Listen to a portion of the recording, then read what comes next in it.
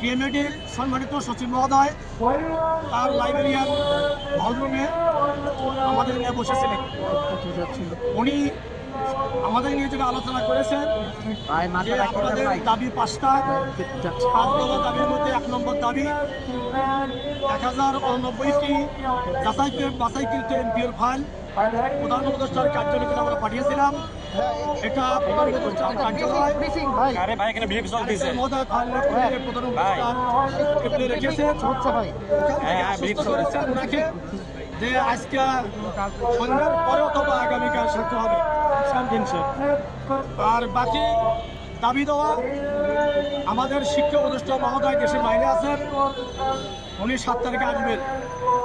7 তারিখে আসার পরে ওনার সঙ্গে আমাদের টিএমএডির সচিব মহোদয়, সংশ্লিষ্ট কর্তৃপক্ষ, আন্দোলনের শিক্ষকদের পক্ষ থেকে প্রতিনিধিদের আলোচনা বৈঠকে বাকি দাবিগুলো তারা বাস্তবায়নের জন্য সিদ্ধান্ত নেবেন।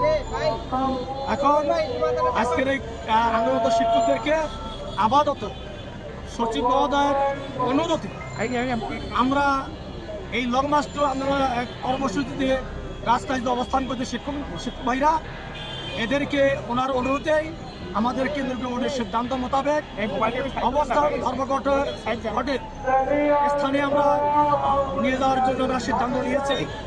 এবং যেহেতু প্রধান উপদেষ্টার কার্যালয়ে লং মার্চ আমাদের ছিল, এটা পুলিশের ব্যারিকেড প্রতিবদ্ধতার কারণে আগামীকাল দুপুর 12 ঘটিকার মধ্যে এই আন্দোলনরত শিক্ষকদেরকে নিয়ে আমরা বিক্ষোভ কর্মসূচি আমরা পালন করব এবং লাগাতার অবস্থান ধর্মঘট থাকবে।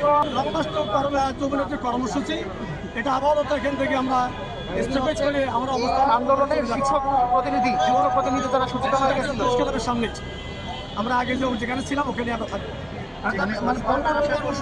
পরবর্তী কর্মসূচি আগামীকাল দুপুর 12টার পরে আমরা এই পুলিশের প্রতিবাদে আমরা OBC টেলিভিশন নিউজ টাইম, সত্য প্রকাশে অঙ্গীকারবদ্ধ।